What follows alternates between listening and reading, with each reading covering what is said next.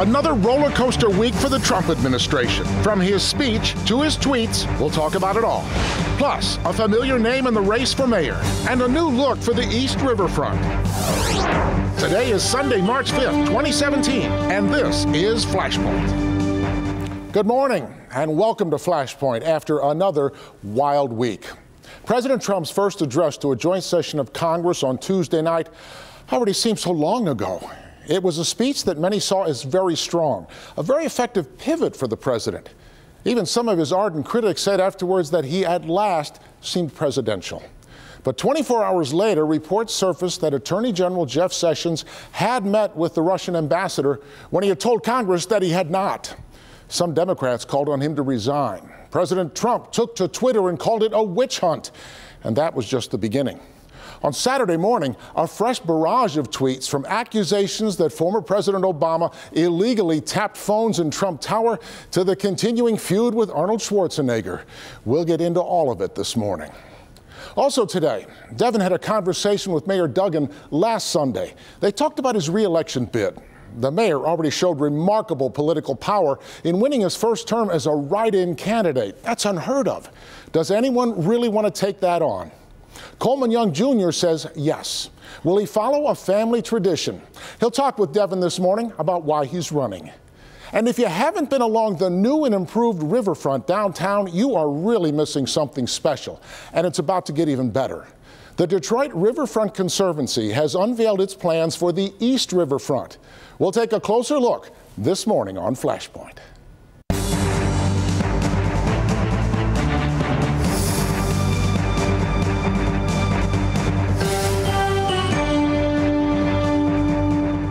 Let's get to it. Joining us this morning, editorial page director of the Detroit Free Press, Stephen Henderson, and his counterpart at the Detroit News, Nolan Finley. Gentlemen, thanks for joining us this morning. The plan was to start with yesterday morning's barrage of tweets, but now we have new tweets already, so let's start with those. This morning, the president tweeting at sometime around 5 a.m.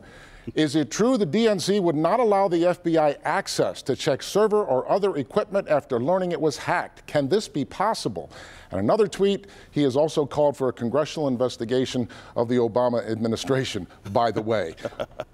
Reactions to what we've heard this morning from the president? Well, I mean, someone has long needed to take the phone out of his hands, especially at the wee hours of the morning, which is when he seems to be most active on that platform. But I can't think of a single instance of him taking to Twitter and it having a positive effect. I mean, this is someone who says the most outlandish, outrageous things when he's on social media, and he does himself no favors. I mean, after a week when some people were trying to give him a new chance and saying, well, look at this great speech he gave, and maybe he's going to go in a different direction, he just throws it all in the wastebasket. Well, social media has ruined a lot of careers, and I think it's at risk of ruining this presidency if he can't get himself under control. If he had evidence of wiretapping, and I don't know if there's evidence there or not, but if he had evidence of such a serious charge against the previous administration, it's hardly the way to unveil it with wild tweets at 5, 6 o'clock in the morning. He's got to follow some measure of protocol. And I know everybody says, well, that's who he is, that's how he won the campaign, but this is governing. This is the president of the United States, and he has to show more judgment, better judgment. He, as Steve said, he had a pretty good week. He stayed off Twitter for 3 days, and then boom, he came back full force with these just wild tweets, and nobody can figure out really what they're all about. His own staff is trying hard to scramble to explain what's going on, and he just keeps undermining his own mission. Well, he seemed to catch his own staff by surprise, by reports you read yesterday saying in the White House, we thought this was going to be kind of a down, quiet day after what started as a really good week. He's surprising his supporters as well as his critics. Well, you know, they have a guy, somebody who carries the sort of black box around with the nuclear codes in it. They need somebody to carry his phone around in a locked box and not let him use it unless he has a very good reason. This morning on one of the shows, Senator Marco Rubio said, I think his quote was, everybody needs to take a deep breath and calm down here. Does America just need to take a deep breath and calm down? Yeah, I mean, he doesn't give you a chance. Start with the president, right? This is somebody who is the most powerful political figure in our nation, who is taking to Twitter, a platform that limits you to 140 characters, to discuss pretty serious things. It's alarmist, if nothing else, to see the president of the United States make these kind of accusations on that kind of a platform. I think a lot of people would take a deep breath if they thought the president was taking deeper breaths and exercising better judgment. Yeah, I mean, if you look at last Tuesday, it was a great speech. It was calming in terms of all the people who thought, is he ever going to pivot to presidential? And he had, like I said, 2 or 3 good days, and he just couldn't sustain it. He's his own worst enemy here. Yeah, the media's role has certainly been called into question in America right now. Back in the day, there was a laundry soap commercial that showed this mother, and the voiceover said, "You've tried scrubbing it and soaking it and washing it. What's a mother to do?" All right, what is the media to do? How is the media to act? How should the media be covering this president and this administration? Well, I've said from the beginning that you got to cover what he does as opposed to covering sort of who he is. I mean, I think who he is as a person, and whether he's a detestable personality or all these sort of other things, those are great questions for the campaign trail. Now that he's governing, you have to stick to what actually happens. And I think that's hard because he's such a bombastic figure. He is in everyone's face all the time with things that actually don't rise to the level of importance that some of the other more substantive things do. I think that some of the national outlets have actually done a good job of that. I mean, as much heat as the New York Times and the Post have taken for their coverage, they are breaking stories about what he is doing as opposed to reacting to his sort of barbs at them. Yeah, I think what the media has to do is stick to the facts. And as Steve said, divorce emotion from it. I've been seeing some just things that make me cringe from the media. CNN had a headline up this morning, Trump levels false accusations of wiretapping. Well, what they know for sure is that he leveled accusations of wiretapping. They should wait until this plays out before they declare anything false. But it's over and over. They're sort of letting this.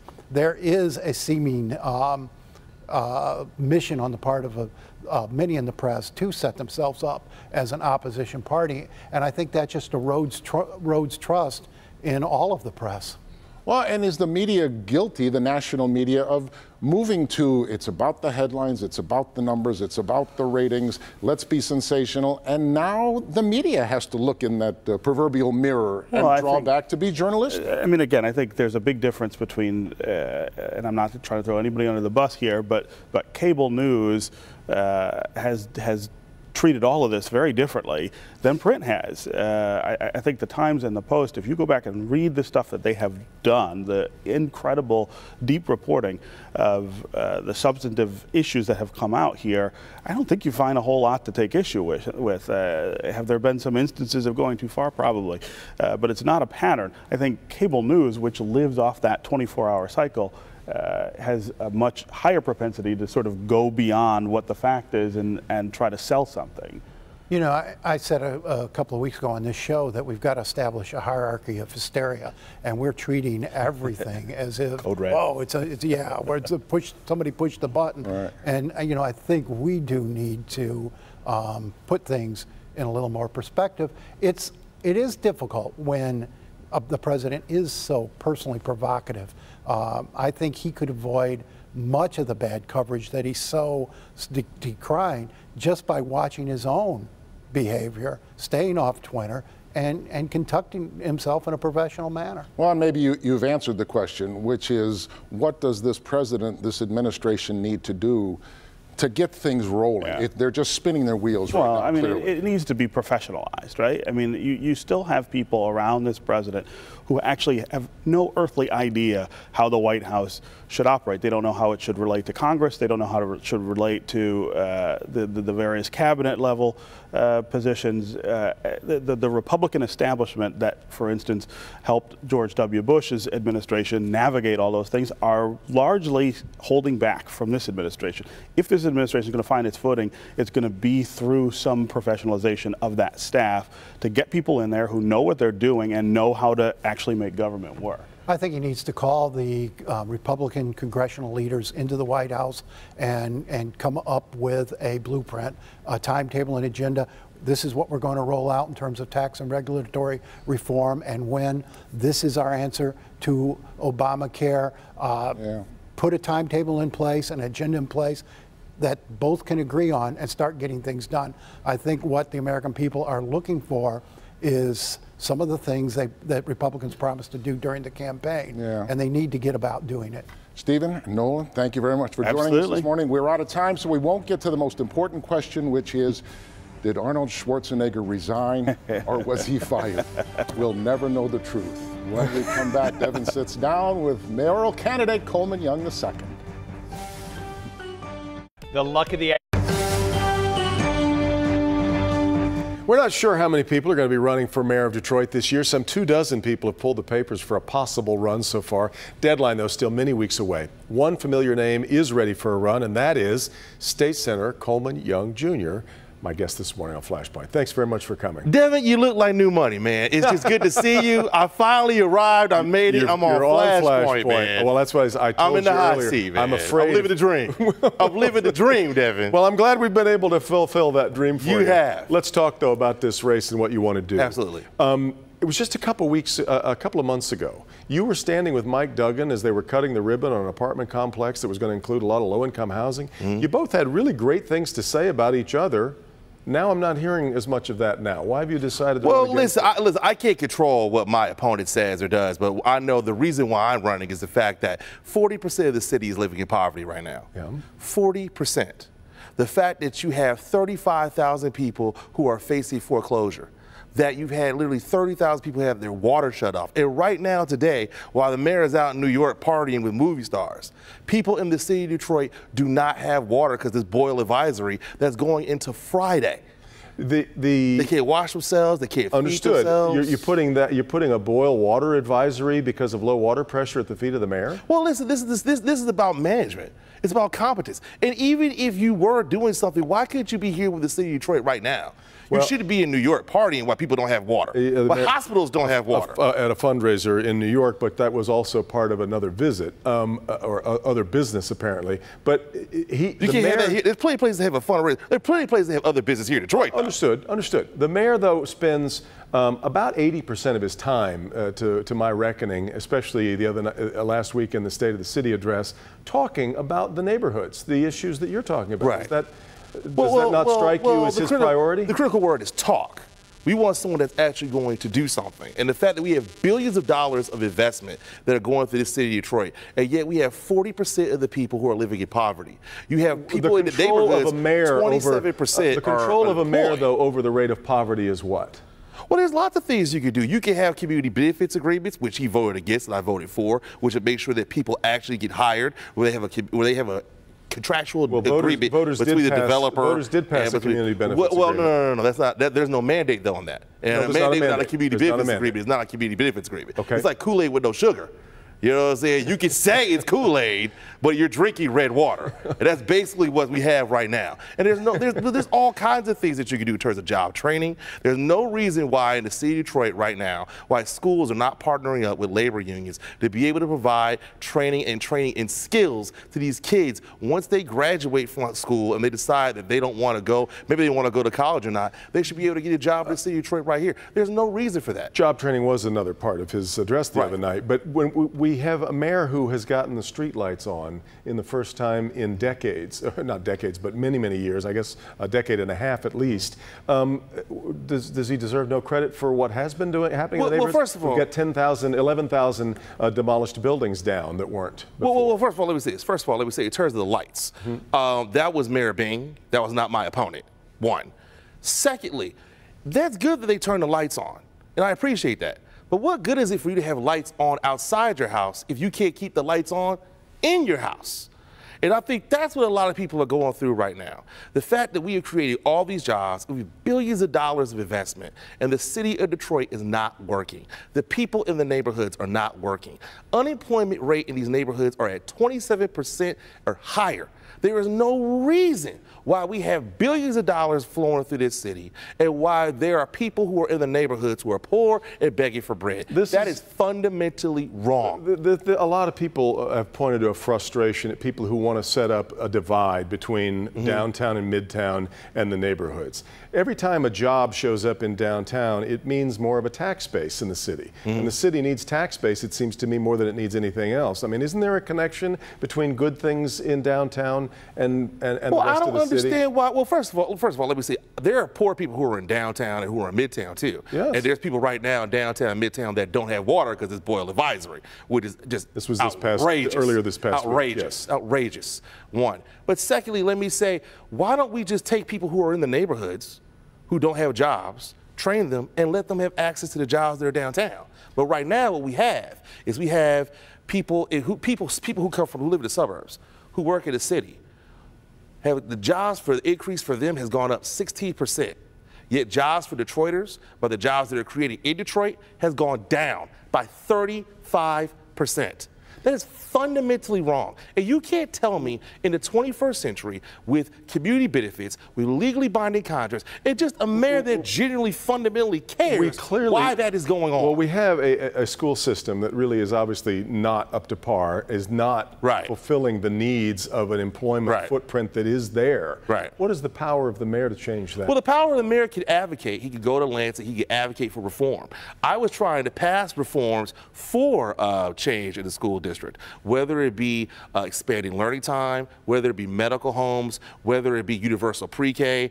And the mayor, when he was up there advocating for DEC, blocked those reforms. And that's why we don't have that now. And that's why I'm running for mayor, because I believe we need a better way for our children. I mentioned at the top of this. Which 57% in the city of Detroit are in poverty. I mentioned at the top of this, though, that the mayor showed extraordinary political strength the last time around. He won a write-in election going away, which just doesn't happen. Why are you confident that you can take on that kind of popularity?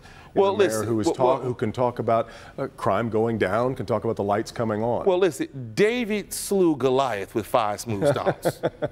So is that the story? The bigger they are, the harder they fall. But let me say this also. Let me say in closing. Listen, I feel that the people have been forgotten. They've been left behind. You're talking about churches right now. Churches who are literally going to have to close up shop because their water bills have gone up by $700. That's fundamentally wrong. We got to leave it there. But I know we will be talking about this as we head through this campaign year. All right. Senator, I appreciate it. Thank you very much my man, for being always here. Good to see you. Nice to have you here. Ride, we talk about what's going on in the Detroit riverfront next on Flashpoint.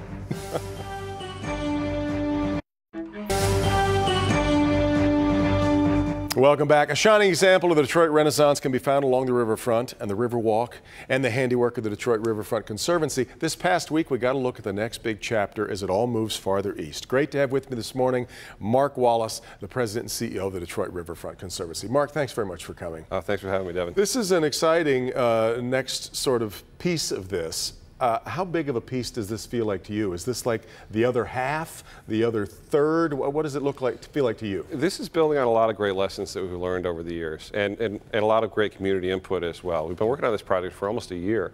And we heard loud and clear some principles the community kept bringing to us. We need a couple changes to really accelerate this district and build upon the great space that's already there. As great as what you have, yes, you were probably, this has been a laboratory for people going, it would be nice if we had blank. What were you hearing?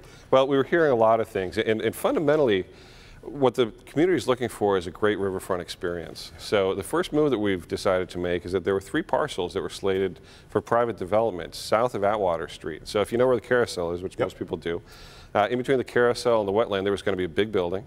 In between the lighthouse and Shane Park, there was going to be a big building. And then down where the Coast Guard used to store their buoys, there was going to be another one. It would have fundamentally changed the way that park feels to people. And instead of doing that, we're going to move the development north of Atwater Street. And we're bringing in another 8 acres to that park space. So it's really going to change the fundamental experience. You're also trying to create a beach area. That's right.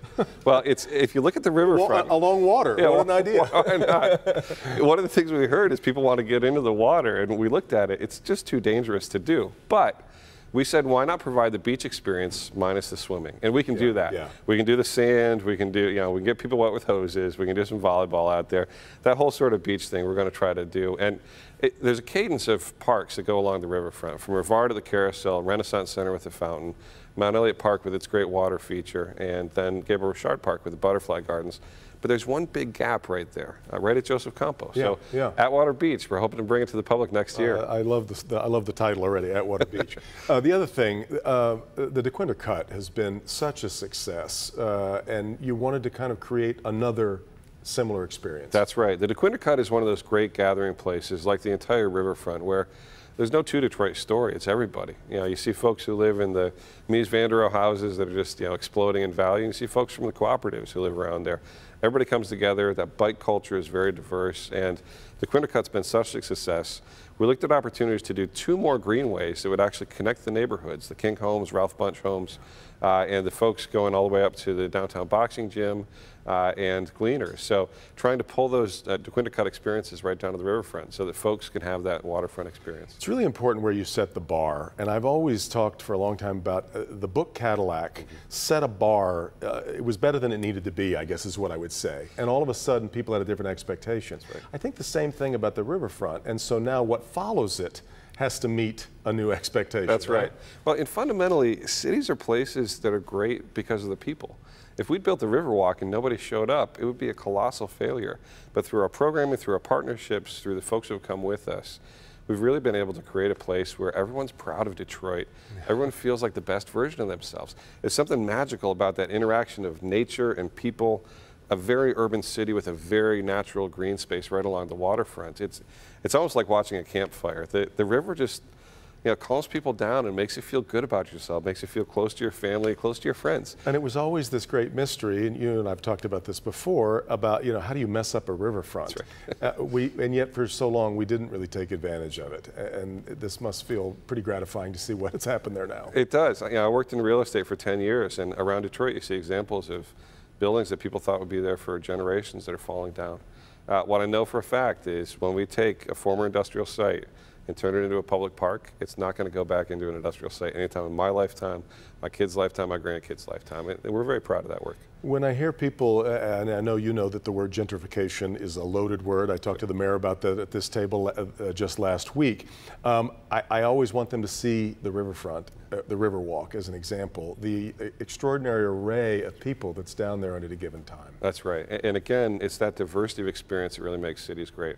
You know, if you want a monoculture, there are plenty of opportunities for that in Michigan, in every state, in every country. So as you try and stretch this now toward Belle Isle, all the way to Belle Isle, what's the time frame? Well, the time frame is very accelerated. And what we've done with this plan is, instead of trying to imagine the future 50 years from now, we try to set the table so that the immediate moves that we make in partnership with the City of Detroit, the Planning and Development Department, and Economic Growth Corporation, those can set the table for great development. So we intend to break ground on the Uniworld Promenade, so that'll be that final connection, and we intend to break ground on that this year, in 2017. Really exciting. Mark, thanks very much for being here. Continued success on the riverfront. Thank you. Great thing. If you haven't been there, you got to get down there. In fact, today. Thanks for being here. Meet the Press coming up next. We'll see you next week right back here for Flashpoint.